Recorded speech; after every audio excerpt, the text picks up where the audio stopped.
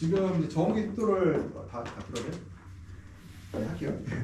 저온기 습도를 낮추는 방법에 대해서 얘기를 할 때 우리가 이제 300평 온실의 경우 이제 10도씨 주권에서 실제로 2리터만 줄여도 10도를 10% 낮출 수 있다고 하는데 이거는 그냥 뭐 그렇다는 얘기지 꼭 그런 건 아니에요. 이거는 상황에 따라 달라지는데 온실 최저 면적을 요 300평이라고 하면요 우리가 그 얼마죠? 바닥 면적이 우리가 1000제곱미터잖아요. 1000제곱미터인데 1000제곱미터에서 우리가 높이를 2m로 잡으면은 온실의 최저 면적은 1000제곱미터인데 온실의 최종 면적은 높이를 2m 잡으면요 2000입방미터의 공기가 있다고 쳐요 이 안에. 근데 예를 들어서 10도씨에서 산앱소 100%라고 하면은 수중액 8g이고요 10도씨에서 80%라고 하면은 6g이거든요. 약 입방미터당 2g의 양만 줄여도 실제로는 온실 전체에 4리터만 줄이면서 땅속으로 우리가 이거 볼게요. 2g이라고 하면은 여기 2000에다가 2g을 더하면은 어떻게 해요? 4000 어떻게 돼요? 4000 얼마요? 여기다 2g인데 여기다 4000을 집어넣어요. 그럼 어떻게 돼요? 4리터죠. 예. 4리터. 그러니까 내가 온실 전체에 4리터 정도만 증산량을 줄여주면은 어떻게 돼요? 습도를 줄수 있지. 80에서 100%로 내릴 수가 있죠. 근데 이건 그렇다는 얘기인데 문제점이 아니에요. 요거 이제 이거는 존재 조건 하나 뭐가 있어요? 존재 조건 하나가 뭐가 있어요? 10도. 습입 이거는 추가가 되지 않는다는 개념이잖아요. 그래서 실제로는 온실 내부에서 내가 볼게요. 습도를 하나는 90%로 유지한다고 쳐요. 90% 유지하는데 상황에 따라서 이렇게요. 습도가 90%인데 어떤 상황이냐면은 온실 안에 어떤 사람은 식물이 잎을 막 16장 이렇게 나갖고 제곱미터당 예를 들어서 시간당 밤에 한 50g의 물을 증산하는 사람이 있다고 쳐요. 근데 이 사람은 이파리를 9장만 쪄서 한 30g만 증산하고 있어요. 그럼 어떨까요? 습도가 같은 90%인데 얘는 물을 얼마큼 해야 돼요? 50g씩 얘 90%예요. 예. 50g씩 물을 계속 빼줘야 90%가 되는 거고 얘는 30g만 물을 계속 빼주면 이제 90%가 되죠. 그러면 에너지가 누가 더 들어갈까요? 그러면은 50g. 얘가 훨씬 많이 들어가 에너지가. 우리가 외부로 습을 발출하는 만큼 에너지 들어가거든요. 그래서 이거는 그냥 가정을 내기 위한 거. 실제는 그렇지 않다는 이건 가정의 얘기인데 그냥 90% 습도를 유지하는 것이 이파리를 많이 가져가면은 더 물을 많이 빼줘야 되고 증산을 더 많이 그러니까 외부로 물을 더 많이 빼줘야 되는 거고 내가 90%를 유지하더라도 증산량이 적다고 하면은 그만큼 수증기를 덜 빼줘도 된다는 얘기거든요. 그래서 우리가 겨울철에는 최소 증산량이라고 해서 증산량을 최대한 적게 만들려고 해요. 안 해도 안 돼요. 최대한 적게 만들려고 하는데 그것을 우리가 보면은 15에서 25g 정도로 최소 증산량을 그거 나중에 또 할 거예요. 그냥 최소 증산량이라는 게 있다. 근데 이거는 습도를 낮추는 게 목적이 아니라 증산량을 줄이는 게 목적이다. 내가 습도라는 건 85%, 90%를 맞춰놨어요. 내가 세팅값을 90% 맞췄는데 90%가 만약에 안 되면은 너무 넘어버리면 우리가 갭을 만들 수가 있잖아요. 갭을 만드는 얘기는 밖에는 이만큼 열어야 돼요. 이만큼 열면은 난방비가 더 들어가겠죠. 그러니까 실제로는 우리가 이 90%라는 거는 설정은 85%, 90% 내가 하는 거고 이걸 조절하는 거는 내가 식물체 잎을 많이 따면은 90%를 유지하기 위해서 에너지가 적게 들어갈 테고 증산량이 적다는 얘기는 그러니까 특정 일정 정산에 들어가 버리면 반면에 증산량이 많다는 얘기는 습도 90%를 유지하기 위해서 더 많은 에너지를 소모해야 된다는 얘기들이요. 그래서 우리가 물을 쓸데없이 많이 주게 되면 어떻게 돼요? 실제로는 내가 90%를 유지하는데 어떻게 돼요? 더 많은 에너지를 투입돼야 돼요. 이것들이요. 그래서 저온기 습도를 낮추는 방법을 보게 되면은 볼게요. 우리가 다중 또는 습기 배출을 완전히 차단한 다격 보온에서는 습도를 낮추기 어렵다. 그러니까 보온 다격을 하게 되면 어렵다는 거예요. 그다음 외기온이 볼게요. 이 다중 커튼이잖아요. 그러면은 얘를 이렇게 쭉 올라가요. 올라가 습이 올라가서 이렇게 해서 이렇게 올라가. 여기 12도면은 여기가 10도, 여기가 9도, 여기가 8도, 5도가 되겠죠. 그럼 결로가 이렇게 해서 외부 공기가 5도, 여기가 이제 12도하고 5도 차이 나니까 여기서 별로 생기겠죠. 근데 이거를 만약에 여기다가 비닐 하나 딱 집어넣어요. 이렇게 넣어갖고 여기가 5도인데 여기가 아래 비닐이 만약에 9도라고 쳐요. 그럼 어떻게 할까요? 물방울이 안 생기겠죠. 이것들이요. 그래서 실제로는 이쪽 표면의 능력을 이 표면의 공정을 우리가 좀 차갑게 5도 좀 차갑게 만들어 노력을 해요. 보통 5도씨 정도를 만들어 노력하고 5도가 넘어갈 때는 내피가 약간 창을 열어요. 여기다 비스듬히 아주 미세하게 1% 옆을 열어서 빼줘요. 제가 나중에 실제로 온실을 통제하는 제가 직접 온실을 운영하면서 찍어놓은 사진들이 있어요. 그러니까 보면은 한밤인데 맨큰 문제 열렸어요. 이만큼 아주 작게 1% 2% 열려 있어요. 이거는 우리가 언제 그러냐면은 10월달 11월 초 같은 경우에 외부 온도가 안 떨어지면은 결로에 의해서 습을 제거하기가 어렵다는 거, 상당히 어렵다는 거. 그래서 우리가 좀 그런 것들을 우리가 고려까지 하고 있고요. 우리가 이제 그다음에 창이나 커튼을 내면 에너지 소비가 일어나기 때문에 우리가 이 방을 택하는 건 두려워한다. 그러니까 난방비가 증가하는 단점보다 습도가 낮아져 생기는 장점이 크다. 어떤 경우냐면은 갭이에요. 이렇게 아까 이 갭을 만드는다는 얘기는 에너지가 많이 들어가잖아요. 그럼에도 불구하고 식물체가 결로가 생길 것 같으면 어떻게 해요? 갭을 쓰게 되죠. 우리는 갭을 최대한 안 쓰면 좋겠어요. 그러니까 우리가 운영을 한다 그러면은 갭을 쓰지 않고 온실의 습도를 유지하고 싶단 말이에요. 근데 만약에 식물의 이파리가 너무 많아갖고 내가 이 커튼으로 빠져가는 습이 안 된다, 도저히 안 되겠다. 그러면 어때요? 이 갭을 써서 더 많은 수분을 바깥으로 이 지붕으로 보내야 될 거 아니에요. 그때 갭을 만들어야 되겠죠. 바로 이 얘기예요, 이게. 충분히 우리가 증산량, 그러니까 갭을 만들 정도로 갭이 나올 것 같으면 우리가 뭘 해야 돼요? 증산량을 줄여서 갭을 만들지 않아도 우리가 원하는 습도 85%, 90%를 유지하게 만들어야 되는 거예요. 그래서 이런 것들이 그러니까 난방비를 많이 들이고 결로를 안 생기게 하는 방법은 어떻게 하면 돼요? 갭을 쓰면 돼요. 갭을 쓰면 난방비가 많이 들어가기 대신에. 우리가 온실을 운영할 때 중점적으로 보는 게 뭐냐면은 어떻게 하면은 우리가 에너지를 남들보다 적게 쓸까? 에너지는 곧 비용이고 비용은 나의 경쟁력이 떨어지는 거기 때문에 생산량에 영향을 주지 않으면서도 난방비를 적게 쓰는 방법을 택한다. 그래서 이런 방법을 쓴다는 거예요.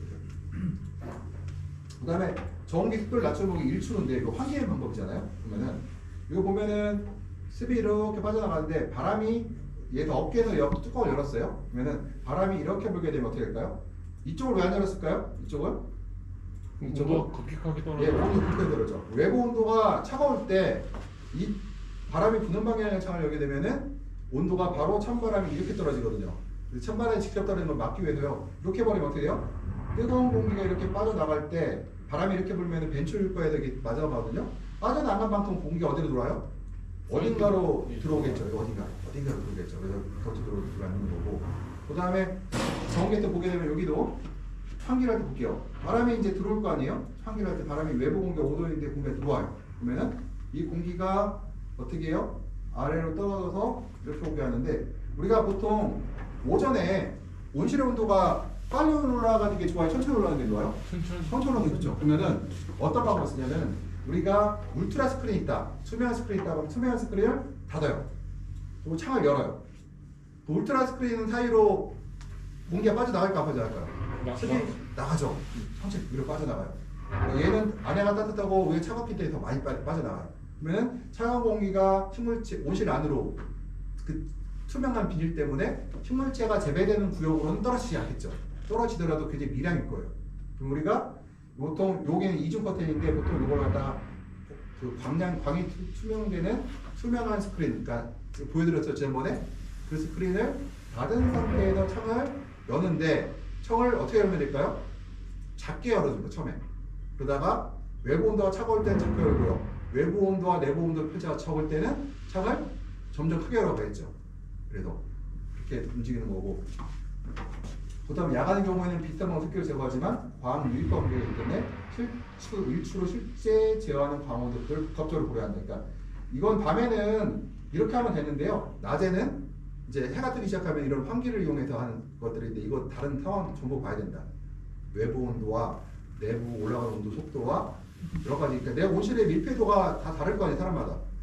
밀폐도가 좋은 온실은 온도가 같은 창을 열어도 온도가 더 빨리 올라갈 테고, 밀폐도가 낮은 온실은 같은 창을 열더라도 온도가 더 천천히 올라가다 오히려 어떨 때 떨어질 수도 있죠.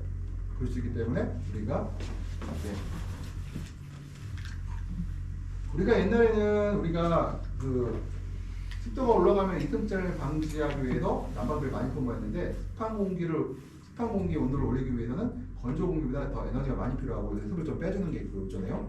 최근에 선진국에서는 온실 내부의 구역에 따른 온도 편차가 없기 때문에요. 난방비를 줄이기 위해서 습도를 많이 낮추지 않는다. 높이는 방향으로 가고 있다. 습도를.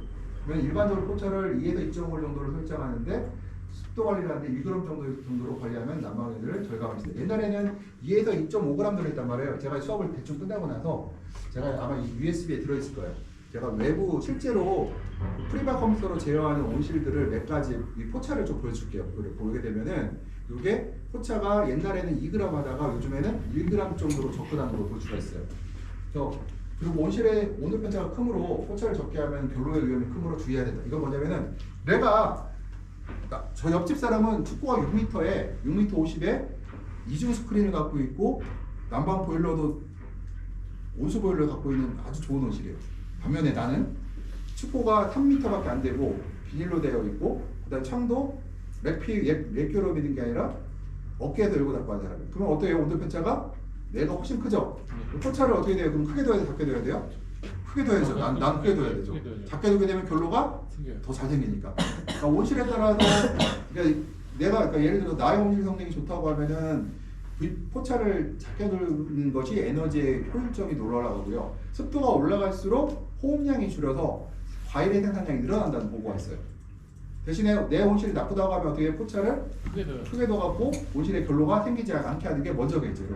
이런 것들을 여러 가지 고려를 한다. 내 온실의 성능까지 고려해야 되는 거예요. 아무리 결로 이틀점. 이 듀포인트라고 노점이라고 하는데요.